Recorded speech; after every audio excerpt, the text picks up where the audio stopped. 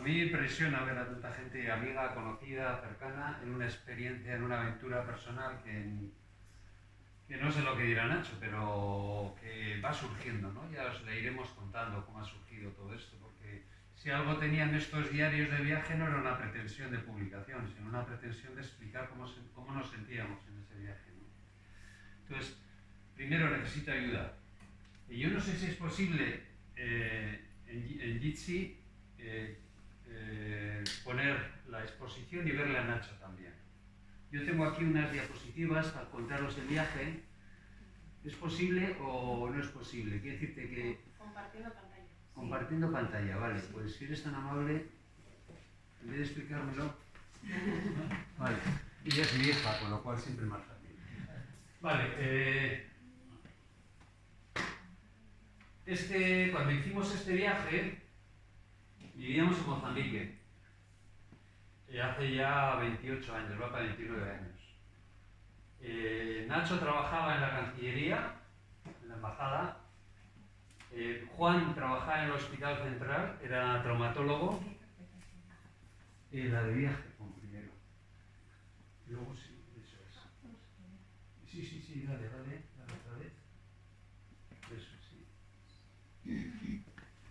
Juan era traumatólogo y yo trabajaba en Beira, en un proyecto del Banco Mundial, haciendo un sistema de recogida de basuras.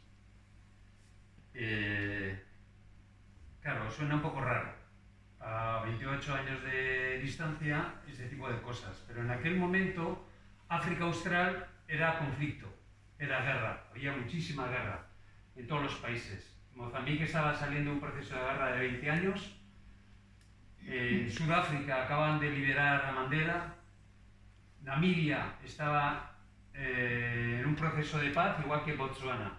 Entonces, nosotros vivíamos en una situación de muchísima tensión bélica, pero vivíamos como normalmente han vivido la gente que ha trabajado en la cooperación desde Europa, que es de una manera, en una burbuja en la que nos sentíamos cómodos y con una sensación de hacer bien las cosas y lo que queríamos hacer y con mucha libertad. Entonces, en esa situación nos planteamos la posibilidad... Espera, es que no lo vemos a Nacho. Quiero ver a Nacho. Nacho, ¿estás ahí? Ahí. Estoy poniendo el micrófono, estoy. Vale. ¿Me oyes bien, verdad? Sí, sí. Vale. Entonces, Nacho era la persona que trabajaba de canciller en la embajada. Dale a ocultar, dale a ocultar. ¿A dónde le doy? A ocultar, que está en chiquitina. Le doy a ocultar, venga, a ocultar. Claro, porque ahora se ha compartido. Ah, claro. Claro. Ven aquí en casa, que te suena. Bueno, entonces, básicamente la idea fue la siguiente. Un día en una reunión decidimos irnos a visitar un sitio maravilloso que era un acceso para nosotros fácil, pero que estaba cerrado, que era el delta del Okavango y el Kalahari. Si conocéis lo que es el delta del Okavango, que es un río que se sumerge, que aparece en Botswana y se sumerge luego en el desierto del Kalahari, cuando emerge ese río maravilloso es un paraíso, es una gozada. Entonces, nosotros en aquel momento tuvimos la inmensa suerte de poder hacer este viaje. Lo hicimos porque queríamos estar juntos y vivir una aventura. Hace 30 años lo hicimos porque desconocíamos dónde íbamos. Y ahora en la distancia, ¿por qué lo publicamos? Porque de repente te das cuenta que ya no se viaja así. Que ya no se viaja con un papel y sin saber dónde vas a llegar y sin que sepa nadie dónde estás y no saber con quién te vas a encontrar. Entonces esa sensación que para nosotros era normal, yo creo que hoy en día es sorprendente. Entonces, nosotros cogimos un día el coche, permisos y visados y nos fuimos de viaje.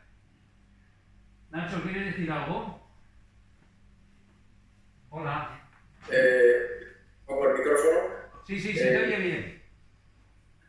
No, bueno, yo creo que Sí, podemos inicialmente un poco situar lo que era la situación, o sea, efectivamente, como estás diciendo, ¿no? O sea, salíamos de Mozambique, un país que llevaba 15 o 17 años en guerra civil, una guerra civil fomentada por el apartheid sudafricano y de Rhodesia inicialmente, ¿no? Y bueno, un país completamente destruido para el año 92 cuando sucede esto, ¿no? Y salimos de allí a un país que está emergiendo, que acaba de descubrir hace unos años las minas de diamantes y que está en un desarrollo explosivo, ¿no? Aquello era verdaderamente sorprendente, ¿no? De la decadencia al nuevo desarrollismo africano. Gaborone, de Botswana, era una ciudad ¿cómo se dice? Prefabricada, ¿no? Mientras que Maputo es digamos, de aquellas ciudades con una arquitectura Art Nouveau muy interesante. Llegábamos a un país recién como era Botswana. Y bueno, no sé, continúa Xavi y vamos intercambiando. Entonces, bueno, pues nos lanzamos a la aventura, llegamos a Sudáfrica y en Sudáfrica lo que hicimos fue coger un tren y nos fuimos para Botswana. Entonces, estáis viendo de alguna manera las diferentes fotos, son cientos de fotos. A ver, una cosa importante, eran diapositivas. Entonces, cuando hemos traído las diapositivas al sistema digital, pues bueno, salen como salen, ¿no? Pero lo importante tal vez es el recuerdo de lo que sale, ¿no?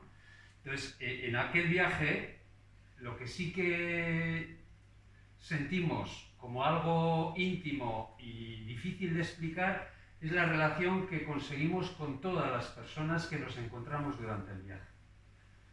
Porque lo que hicimos fue ir con mochila en carretera. Ir con mochila en carretera hace 30 años por el Kalahari era encontrarte con comunidades abandonadas, que claro, de alguna manera pues te trataban pues de esta manera cariñosa. No hablaban inglés, no se manejaban en ningún idioma, pero enseguida teníamos muchísima relación. Como tampoco teníamos prisa ninguna, porque nosotros no éramos aventureros, ni somos aventureros, ni queremos llegar a ningún sitio. O sea, el Kalahari creo que tiene una dimensión de 700.000 kilómetros cuadrados. Nosotros lo que queríamos era cruzarlo y ver a esas gentes, esas comunidades, ¿no? Los Shona, los Sam, los Kimanos, toda esta gente y convivir con ellos. Y esa fue una situación pues que yo creo que ahora es mucho más difícil de conseguirla, ¿no? Esas mujeres Herero, por ejemplo, ¿no? Que son mujeres que visten de una manera que se les impuso cuando llegaron los holandeses a Namibia y a Botswana, que es en función de los criterios cristianos, ¿vale? Protestantes. Bueno, pues con este tipo de situaciones íbamos viviendo y estuvimos durante 15 días. Entonces, una vez que tú has hecho este recorrido, hicimos los 3 diarios. Cada uno hizo su diario y ahí lo dejamos. Pasaron los años, muchos años, demasiados años, no sé, pero un montón de años. Entonces, un día determinado, cuando uno empieza a hacer recuerdo de su vida, de su historia, y empieza a perder vergüenza para compartirlas con otras personas, bueno, pues yo hice una primera publicación que algunos conocéis, que es un libro de poemas, que no es que escribí poemas para publicarlos, sino que yo escribía normalmente y publiqué.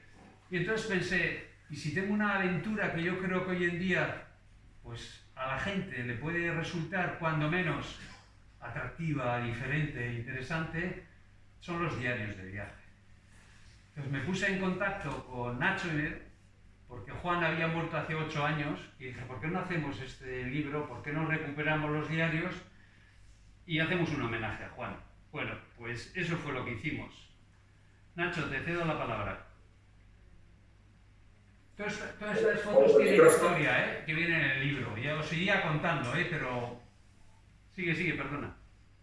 Sí, pues ahí donde estabas diciendo, efectivamente, bueno, nos pareció que la manera de dar sentido a esta publicación era pues precisamente como unirnos a los familiares de Juan y hacer este pequeño acto de homenaje a la amistad de Juan Carballedo, ¿no? Porque hay que decir que Juan Carballedo fue un cooperante, pero es que en Mozambique ha quedado como una institución de la cooperación española. Es curioso cómo la propia... Bueno, yo he vuelto a vivir allí por segunda vez, ya trabajando para la cooperación española, ¿no? Entre el año 2011 y 2014. Y es curioso cómo la cooperación, la gente va y viene y se pierde la memoria, ¿no? Y yo de pronto era la memoria histórica de aquellos inicios, porque entonces, bueno, Xavi llegó en los inicios de la cooperación española en Mozambique. Se iniciaba a principios del año 90 y ahí acababa de llegar yo también como canciller de la embajada, ¿no? Bueno, pues ahí llegó también Juan Carballedo y él permaneció durante toda esa época romántica, digamos, de la cooperación allí, en la que, bueno, ya digo, la gente casi se ha olvidado de él, pero bueno, ahí está su placa, la placa que le recuerda en la oficina de la cooperación, pero es que su memoria permanece entre los que él formó en la cirugía y tal. La prensa, cuando él se murió, le llamó el padre de la cirugía de Mozambique, para que nos demos cuenta de cuál fue su influencia, ¿no?, sobre la formación en distintas áreas de la cirugía. Yo me acuerdo de aquellos tiempos en que quedábamos un viernes por la noche para cenar, y no solamente es que él formara a la gente, sino que es que él era cirujano de primera línea, y estábamos a las 2 de la mañana tomando unas copas y de pronto le llamaban por teléfono porque había habido un ataque en la carretera y había no sé cuántos heridos y se tenía que ir a operar, ¿no? Un sábado de madrugada, ¿no? Y, en fin, pues ese era Juan. En fin, continúa, Xavi. Sí, bueno, estáis viendo, este es Juan. Juan era... Bueno, entonces teníamos 3 diarios, el de Juan no apareció. El de Juan, pues todavía lo estamos buscando. La verdad es que por su forma de ser hubiese sido maravilloso el diario de Juan. Porque Juan era una persona divertida, muy retórica y con una mirada a la vida muy erótica, en general. Y desde el planteamiento más real, ¿a que sí? ¿Lo ves? Entonces, es una pena porque yo soy una forma de ser, pues la que soy. Nacho es completamente diferente y con Juan hubiese sido un cruce de diarios maravilloso, ¿vale? Pero si hay algo que tiene este libro de diarios, es autenticidad, para bien o para mal, igual que todas las fotos. Entonces, todo lo que estáis viendo aquí, yo creo que ahora es irrepetible, porque ese paraíso que nos encontramos hace 30 años nosotros en el Okavango, de ir días enteros paseando o navegando por el delta, hoy en día no creo que se pueda. No creo que se pueda. Entonces, bueno, tuvimos la suerte también de compartir. Aquí está escribiendo ese diario famoso que nunca se encontró, siempre lo digo. Y entonces, él, bueno, Juan, aparte de todo lo que ha comentado Nacho, bueno, pues en ese momento estaba con una mujer que se quedó con sus cosas y que no sabemos, sus hijos no saben dónde puede estar el diario, pero bueno, ya aparecerá. Entonces, la idea fundamental era hacer un homenaje a Juan. Por cierto, ese de bigote soy yo, ¿eh? Porque ya sé que cambió mucho en 30 años. Y bueno, pues esto sería de alguna forma. Una de las cosas, bueno, esta gente, estos son maravillosos. Estos eran 2 guías que nos pusieron, que nos acompañaron a todas partes con nosotros, que no hablaban nada de inglés, que no solo hablaban afrikáner y que vivían de lo que era de ser guía. Entonces, bueno, lo que les planteamos a ellos es que nos llevasen a hacer un safari a pie. Eso les dio mucho miedo. Y nosotros, como somos muy inconscientes, les dijimos que, bueno, pues que a nosotros nos gustaría, que teníamos mucha ilusión de andar por el Okavango buscando elefantes. Y bueno, pues hicimos, bueno, safari, si alguien me corrige, safari es viaje en Zulú. No es cazar ni esas cosas que pensamos los europeos, que es los safaris, viajar por la selva y andar tranquilamente, ¿no? Entonces, bueno, pues eso hicimos y estuvimos durante todo un día paseando. Ellos estaban muy asustados y nosotros ahí estábamos como diciéndoles, venga hombre, y nos acerquemos. Y había una especie de, nosotros nos quedamos atrás y vosotros vais. Y bueno, pues fuimos paseando y al final encontramos los elefantes, claro. Entonces, estas situaciones que vas viviendo... Una cosa, Xavi. Dime. Me acuerdo de aquel momento siguiendo a los elefantes, la inconsciencia, ¿no? Eso. El que vive fuera y no sabe. Decíamos, pero bueno, estos miedosos que se quedan ahí detrás y no sé qué, y nosotros íbamos persiguiendo al elefante, ¿no? Y en un determinado momento, pues el elefante se daba cuenta de que se le seguía y se revolvía contra nosotros, y claro, ¿no? Luego uno lo piensa y dice, bueno, esto efectivamente es un poco de inconsciencia, ¿no? Porque un elefante acorralado puede ser peligroso, ¿no? Pero bueno, quitando esta situación, la verdad es que era el tipo de safari que a mí me parece envidiable, que volvería a repetir, porque luego, bueno, había estado antes yo en África, viajaba bastante por África, ¿no? En años anteriores, por África Occidental y Oriental y tal. Y luego he estado de nuevo en el África Austral, por ejemplo, en el famoso Parque Kruger y tal, pero no es lo mismo. La visita a los parques en África, sobre todo en el Kruger, no es una cosa ordenada, ¿no? Tienes que ir a determinados sitios, no te puedes bajar del coche, etcétera, ¿no? Y en cambio, bueno, pues esta sensación del caminar, el que no tienes un refugio, el que caminas en búsqueda de los animales, de búfalos, de lo que veas por ahí, pues la verdad es que te da adrenalina, lo recomiendo. Además tiene un peligro, porque vais viendo, al principio, bueno, vas buscando los elefantes. Llega el momento en que ves los elefantes. Y claro, a medida que va pasando el tiempo, te vas como acercando. Esto es fácil, no reacciona, entonces te vas acercando más y más, ellos se van dejando, pero llega un momento en que la distancia es peligrosa. Y esa, fíjate, la situación en la que está Juan, o sea, además está en un mocoro, o sea, está en una barca cerquita de ello. Pues esa situación también viene vinculada a lo que es la relación que tenían estos animales con las personas. Que como no había tantas personas, tampoco tenían ese miedo o ese rechazo. Entonces, para nosotros era muy cómodo. Luego, por último, para ir avanzando, quería presentaros lo de los bosquimanos, si soy capaz, porque es un pueblo, bueno, ya conocéis, es Osan o Bushman o Bosquimano, es un pueblo que vive entre Botswana, Namibia y Sudáfrica, y que, bueno, es un pueblo que se quedó en la época de cazadores-recolectores y que vive en comunidades cerradas. En aquel momento por lo menos vivían reservas, y como son personas que están habituadas a vivir en grandes espacios naturales y vivir de la caza y de las recolecciones, bueno, pues vivían una situación de marginación muy potente, muy dura. Vivían con una serie de dinero que les daba el gobierno, que se lo gastaban, porque ellos no estaban habituados a manejar dinero ni a administrar dinero, se lo gastaban en bebida, en alcohol. Y entonces, bueno, pues era una situación complicada, peculiar. Y luego eran personas que, bueno, enseguida bailaban, cantaban, se movían, era una situación de auténtico disfrute, deleite de la vida, ¿no? Entonces estuvimos allí con ellos varios días y, bueno, ya veis.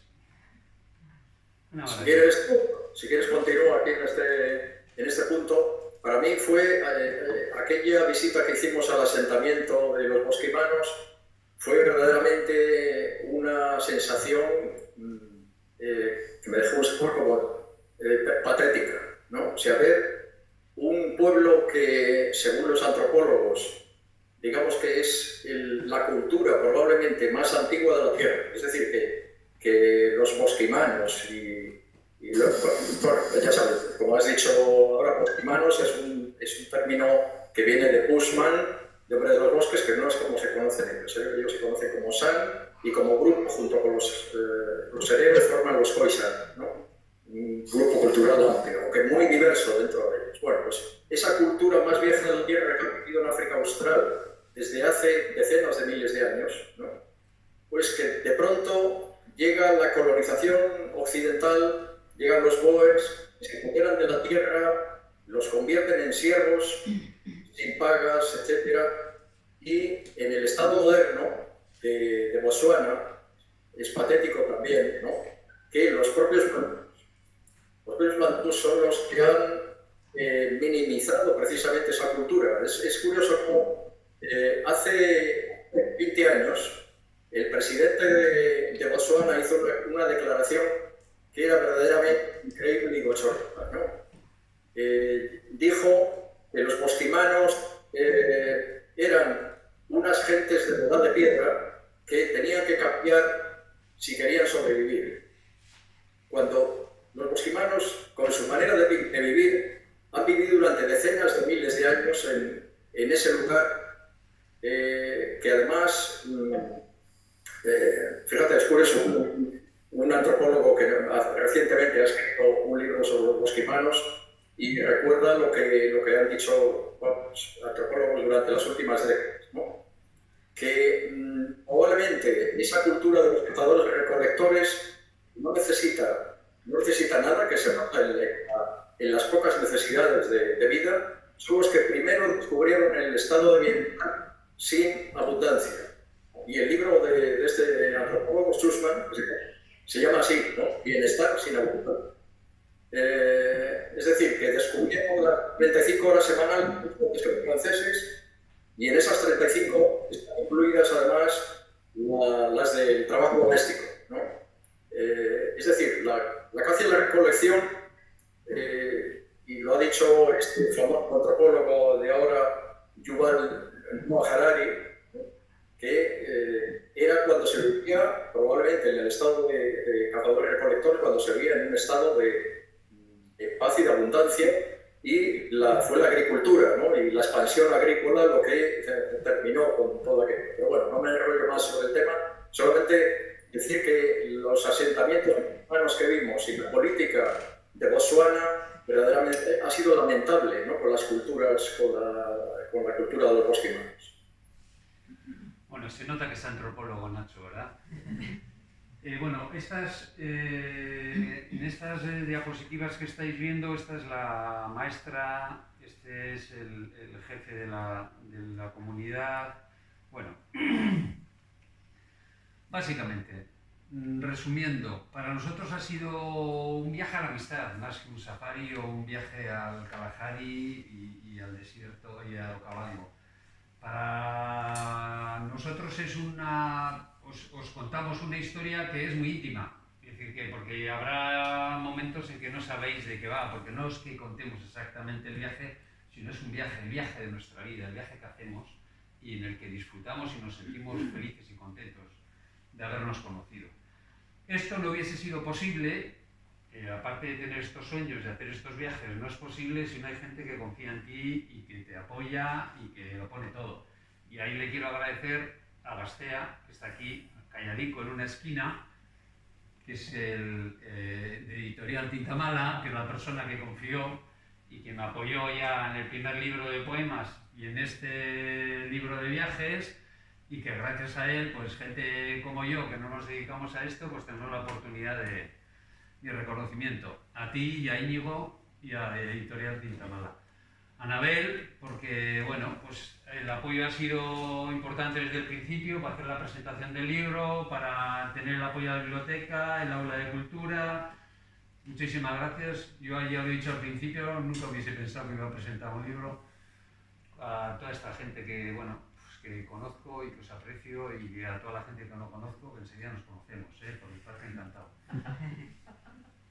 Luego a Edu, lo he comentado anteriormente a Anabel, que son bonitos la maquetación, los dibujos. Edu González, que es diseñador gráfico y es un gran amigo que trabaja en el mundo del cine. Fundamentalmente hemos hecho un par de historias en el mundo del cine. Edu García, mil gracias.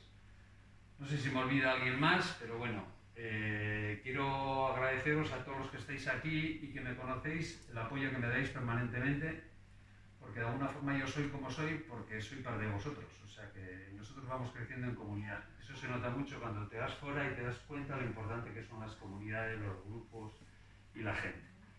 Entonces, yo no sé si tenéis alguna pregunta, si tenéis algo que decir. Seguro que sí. Yo quiero recuperar a Nacho. Sí. Nacho, ¿qué tal en Santander? Dime. Bueno, que no sé si quieres decir algo y si no nos ponemos aquí a responder preguntas. Sí, pues yo creo que podemos pasar a un diálogo, ¿no? Vale, Pues empiezo yo misma. venga, a ver. A ver, yo me provoca curiosidad saber si los diarios los habéis calcado tal cual, los habéis trasladado al libro, o ha habido un proceso de, digamos, de reescritura, de corrección, incluso de que han pasado muchos años y a lo mejor ahora veis las cosas un poquito diferente a como las veíais cuando estabais viviendo in situ. Puedo contarlo. Yo es que... yo el diario que lo escribí, en aquel momento que lo escribí, se lo escribí a ella, ¿vale? Que no estaba conmigo, que es mi mujer. Yo estaba viviendo una historia personal y le estaba escribiendo el diario a Pepa, pero se lo entregué.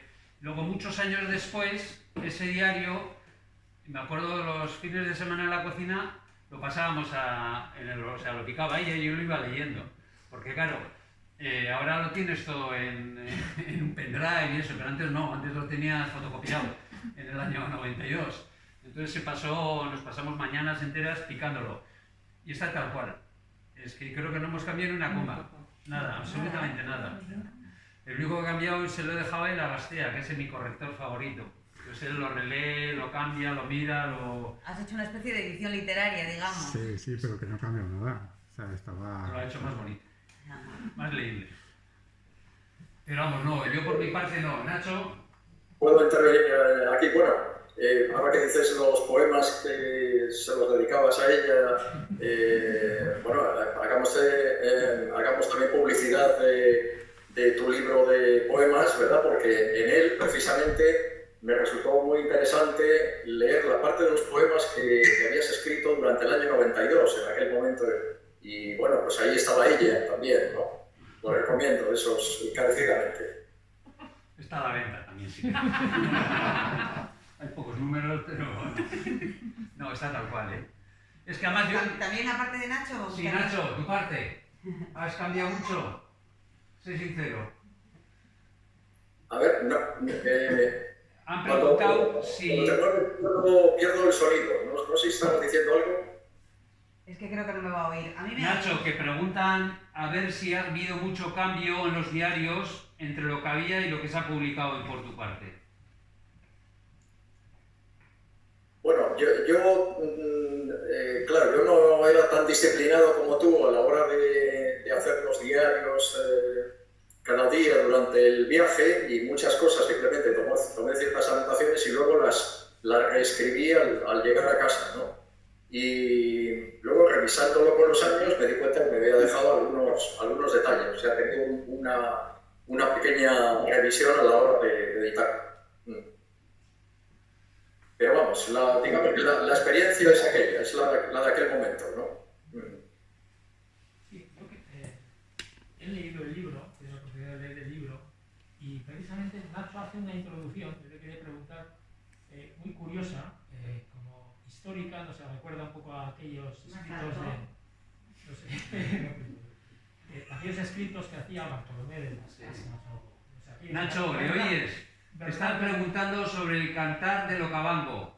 ¿En base a qué lo hiciste? Ese inicio En castellano antiguo. Si lo hizo entonces, Sí. ahora... Es que, claro, yo fui tomando mis anotaciones y todo aquello, pero luego me puse a escribir pues aquellas cosas de mi fantasía, que me gustaba el castellano antiguo desde la época del colegio, y empecé a escribir una especie de parodia, ¿no? de mezcla del descubrimiento y de viaje de vacaciones, ¿no?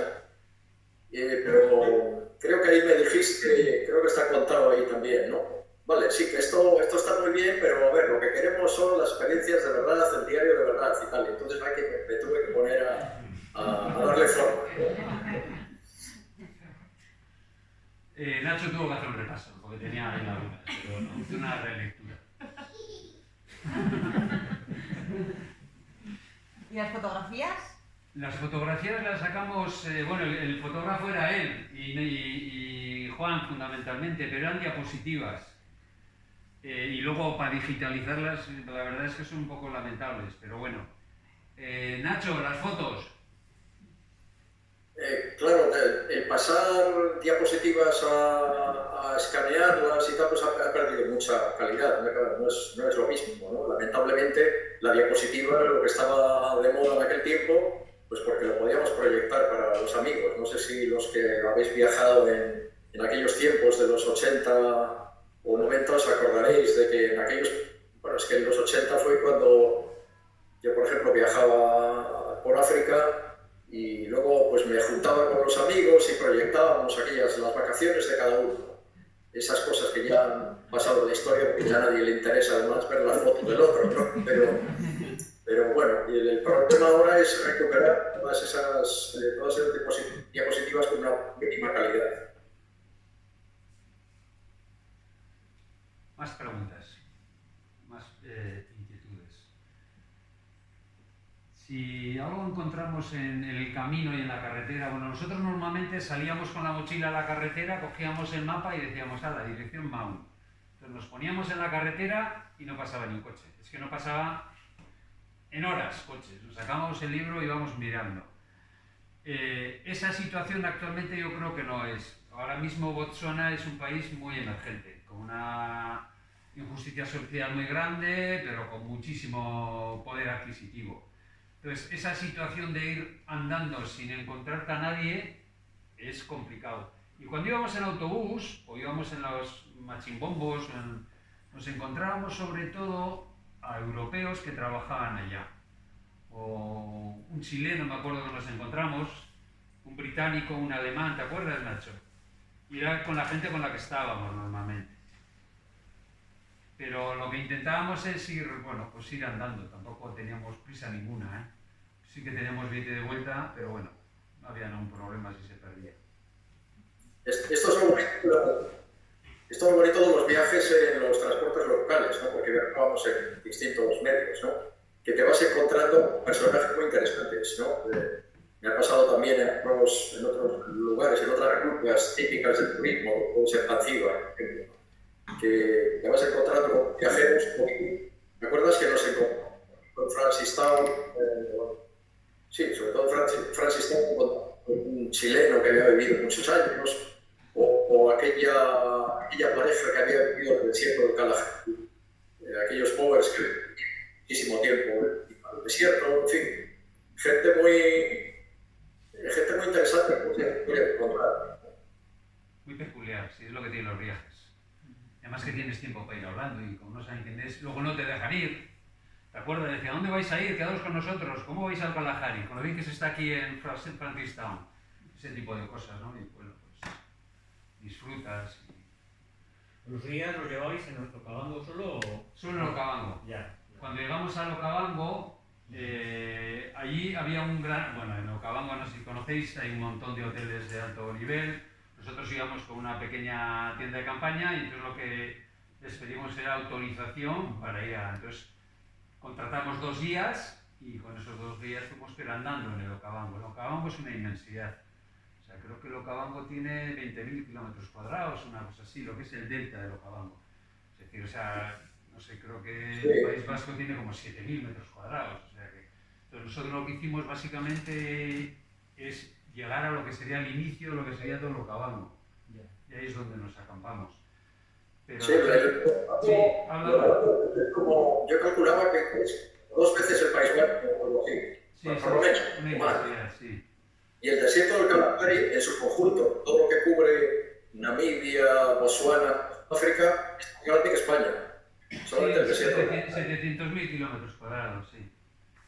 Sí, nosotros más que cruzarlo, lo que queríamos era compartirlo, vivirlo, estar allá. Y nos pasamos varios días. Entonces lo que hacíamos era desplazarnos andando. Que no hacíamos mucho, no nos importaba. O sea, lo que nos importaba es estar ahí en ese espacio, ¿no? Yo lo hice hace 6 o 6 años. Ajá. Estuve 3 meses por toda África y viajaba solo y me uní con un safari que salía de Cataluña, ¿no? Sí. Y estuvimos ahí y efectivamente son como autobuses con tracción 4 ruedas. Y me da envidia vuestro viaje precisamente porque yo creo que en aquellos tiempos no habría esto, ¿no? No había, ¿no? Ahora habrá mucha gente, hay viajes... Bueno, no tanta, pero sí que se ven. Hay viajes organizados, Sí, son viajes organizados. que es hiper carísimo. Sí, Si no vas con claro. safari. Sí. Y luego sí, dime. Perdón. Las relaciones entre etnias en África, que habéis comprobado que los musulmanes son arrinconados por otra etnia, ¿no? Eso, claro, lo ves en otros países y es motivo de enfrentamientos. ¿Es ese insuflado de fuera o de por sí tiene unas relaciones tensas de siempre? Podemos imaginar. Porque, claro, es una cosa que en Europa igual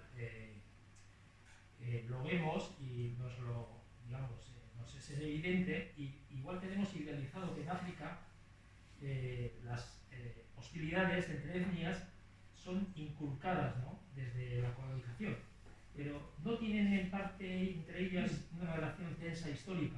¿Qué conclusiones? ¿Has oído la pregunta, Nacho? La relación que hay entre las etnias en los diferentes países de África, si está influida por el exterior o hay una dinámica muy tensa entre esa relación. Hay muy mala relación en general. De las etnias. Sí. Bueno, si quitamos, como hemos dicho, los Khoisan, ¿no?, que son las gentes que viven en el desierto, que precisamente han quedado allí porque los bantúes, al ocupar toda el África Austral hace unos 2000 años o casi, pues no llegaron a dominar la parte del desierto, y entonces por eso es porque inicialmente los bosquimanos vivían en toda el África Austral. Sus pinturas se encuentran, pinturas antiguas en abrigos de piedra, se encuentran en distintos países, ¿no? Aparte de eso, luego, bueno, pues hay distintos grupos étnicos que han tenido conflicto entre ellos.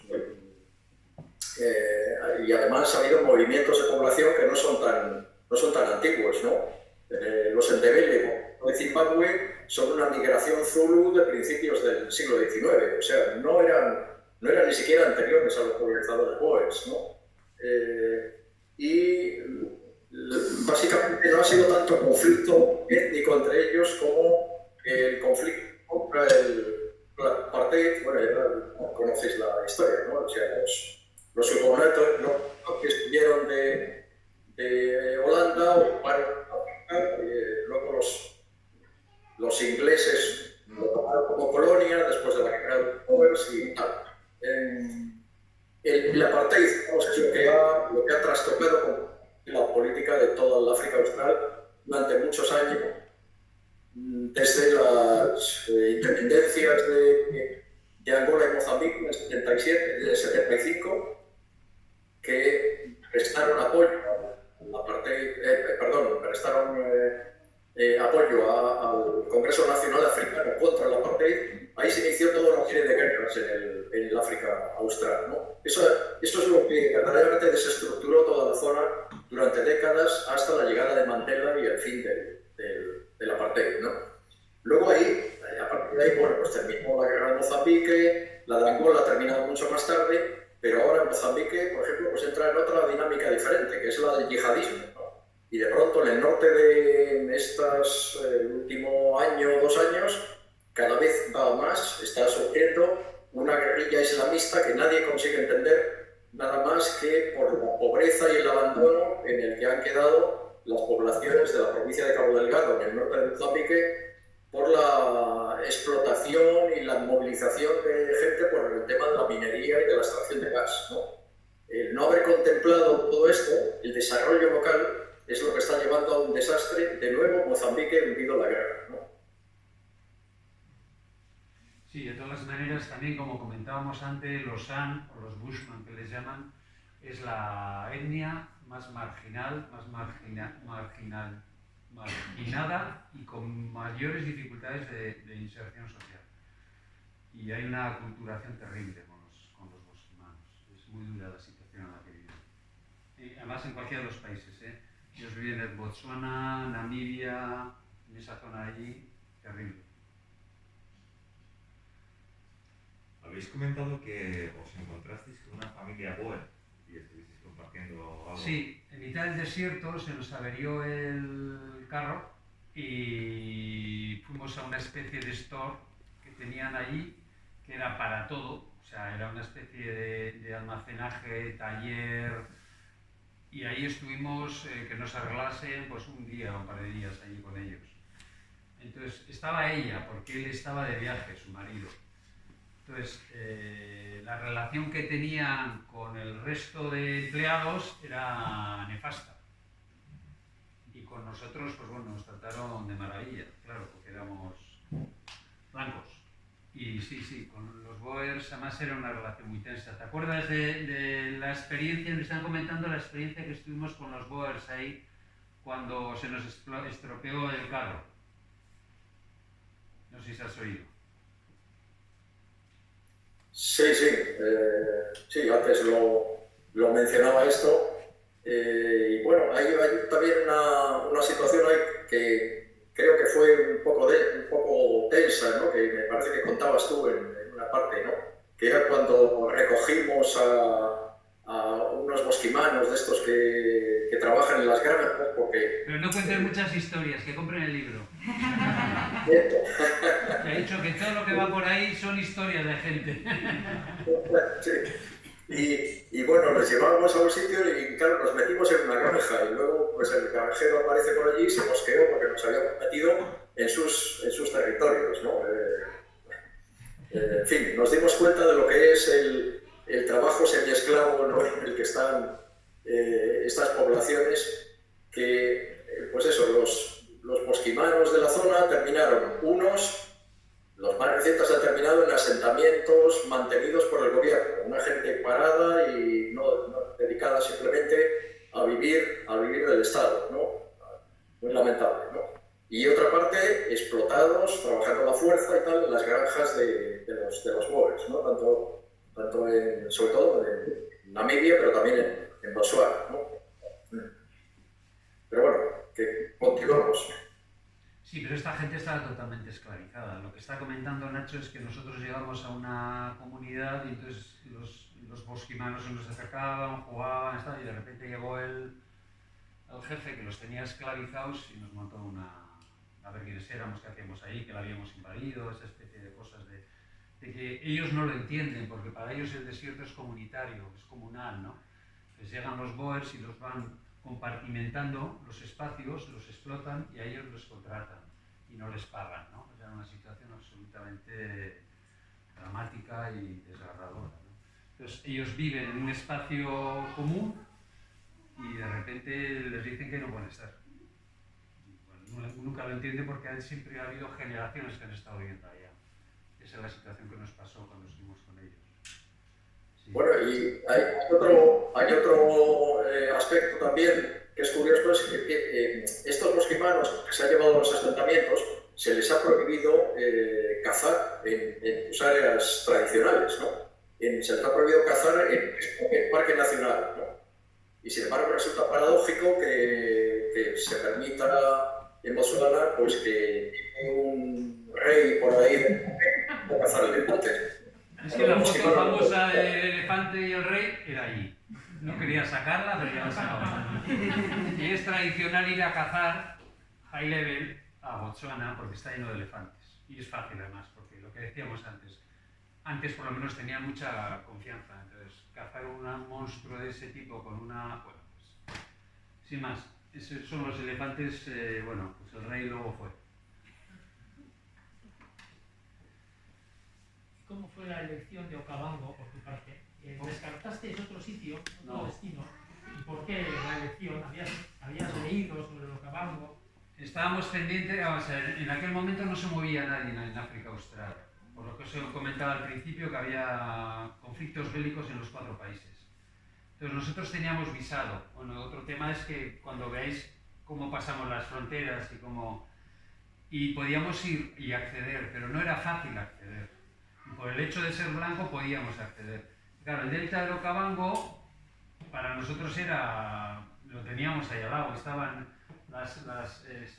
Zimbabue con las cataratas o el Okavango y bueno, yo ya había estado en Namibia, en Etosha y en Paulis Bay ellos también, entonces decidimos que era un sitio maravilloso. Y además, insisto, no sé si quedamos en ir allí y al de 15 días nos fuimos. Llegamos a Sudáfrica, nos tuvimos que pertrechar, comprar cosas y decir a ver dónde vamos. Y que tampoco planificamos tanto durante tanto tiempo, decir, ¿dónde vamos? A Okavango, venga, vamos a estudiar Okavango, no sé qué va. Nosotros tiramos para adelante, cogimos el tren y hasta Francistown. Entonces, claro, te encuentras con el Okavango y vacío y con esa visión de ese paisaje, esa paz, esa tranquilidad, es una maravilla, una maravilla. Es maravilloso el Okavango, ¿verdad? Y llegamos a una época en mayo que había, cuando crecen los ríos, porque el río crece de mayo a otoño, creo, una cosa, o sea, a octubre, una cosa así. Sí, la verdad que sí. Porque luego se seca, ya ves más animales porque hay menos charcas, pero ya no es tan bonito. Pero está un poco más turistizado, Sí. había una avioneta ahí, nosotros llevamos a un campamento, fuimos con las lanchas, la llevábamos nosotros, ¿no? Pero éramos un grupo de 20 personas, ¿no? Y allí donde acampábamos, después tenía la opción de alquilar una avioneta. Eso es. Y ver el Okavango en una avioneta es alucinante. Sí, tiene que serlo, porque es una pasada. No sé si querías... Xavi, no, yo una curiosidad como escritores del diario. A mí me ha pasado que, casualidad, hace 5 días estuve revisando un cuaderno de viajes que hice yo en Kenia. Y entonces lo curioso es que, anda, ¿cuándo escribí yo esto?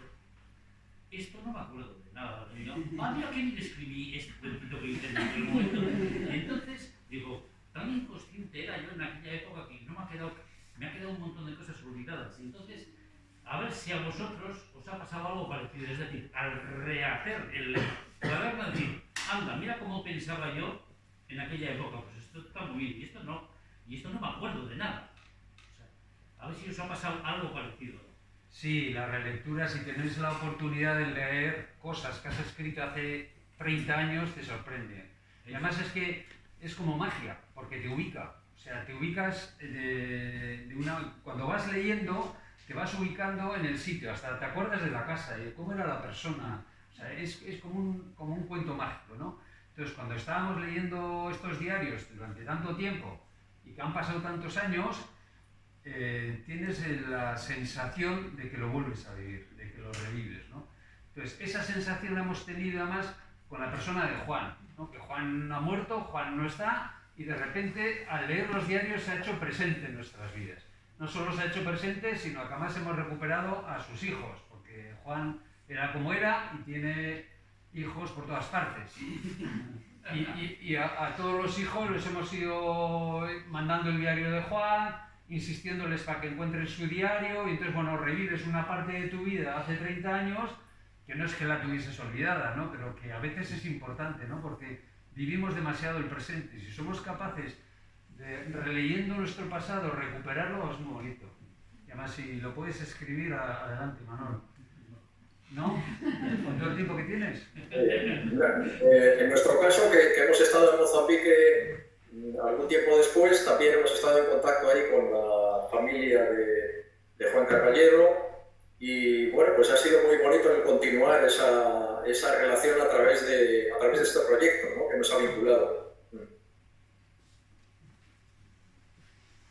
O sea que os recomiendo releeros.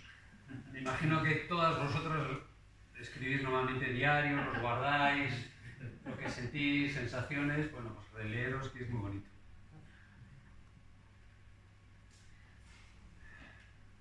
¿Alguna cuestión más? ¿Dudas? ¿Inquietudes?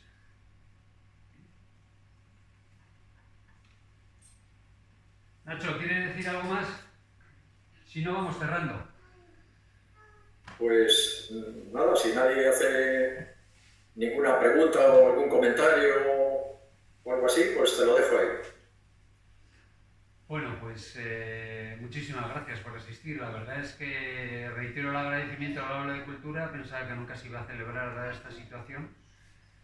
Además, en esta situación, pues no sé, ver tanta gente y tantas caras conocidas, os lo agradezco de corazón. Y bueno, pues que seguimos en la batalla, en todas las batallas. Solo me gustaría añadir a lo que dices que yo tenía previsto estar ahí hoy, pero justamente, pues bueno, han